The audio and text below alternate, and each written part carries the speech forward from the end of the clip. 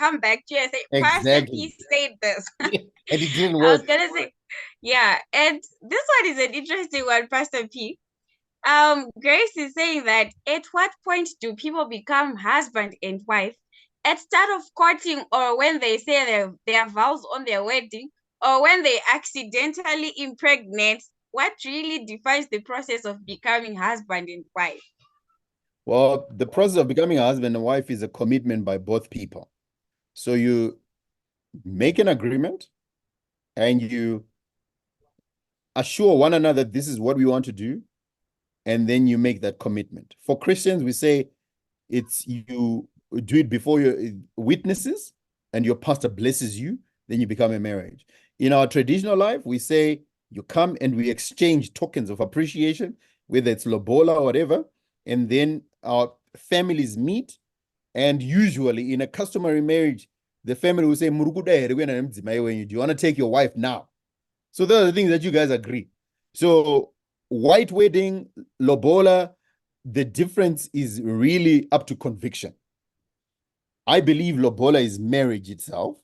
So you can actually fulfill your vows on your lobola if things are done correctly. There are certain things that the lobola ceremony does not do, which then validate a white wedding. Like you don't exchange vows in your lobola. Unobvunzwa kuti unomuziva here, iwe obva wati ndinomziva. Just by their mere fact vanobva vati sure wena mwana wedu saka takutovagamuchira. And then they ask for what they want, they get it, and then they say mukwasha apinda mumusha. What does that mean? It means you know we now consider you guys husband and married. You're married. And usually traditionally they'll actually say isusu kuti hatisi kuda kuzoitirwa mhosva chibva maenda nemudzimai wenyu. Because it has happened before. Lobola has been paid, and then someone comes and takes that wife and disappears. Or you pay lobola on Saturday, we won't go akatochata nemumwe munhu apa wabhadhara lobola. So some family says we don't want that. Please, you've paid lobola, torai munhu wenyu monoona zvekuita naye imimi. And then of course, for according to conviction, some people then say, tikukumbira tozoya chimutora nemuchato. Then you actually again leave a token to say we will come back in 28 August tonoita muchato pamberi pechurch nehama dzedu dzose, and then that's our wedding. So husband and wife is the commitment that a boy and a girl meets. When you accidentally impregnate somebody, that's not a marriage. You know, it's not a marriage. You know, you've slept with each other, and the result is that there's pregnancy. What you do after that is what matters. Because then you can actually say, guy, we made a mistake, but we want to make commitment. What do? You hold yourselves accountable. Ndopa munoenda unobvunza kazhinji musikana anobva atizira. And kutizira murume by tradition unofanirwa kunopa a notification yekuti ndini ndine mwana wenyu. Ende kudhara vaigona kurohwa netsvimbo vaiva nenotification iyoyo. Saka you find that yaitirwa kure. Wainotsvaga sahwira uko wobva wanotisagira endai munoudza kuti matsvagira kuno aya. You know, these look for the child this way. It also gives the family assurance. Akaenda kwana Pilani. So it's okay. They now know. Pane kuti munhu angoitwa fanika musenga bere.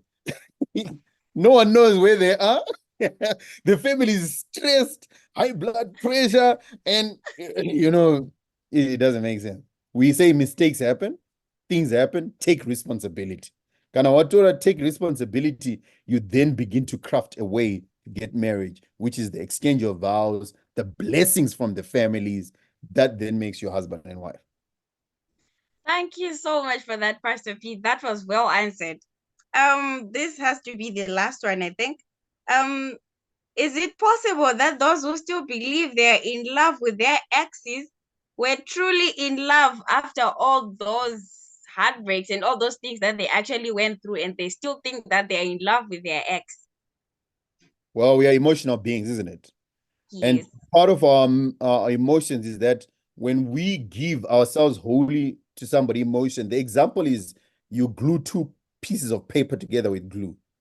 When you tear them apart, each takes a piece of the other.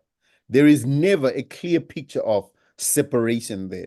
That's what happens when you emotionally involve yourself. That's why Song of Solomon would say, do not give into love before it's time.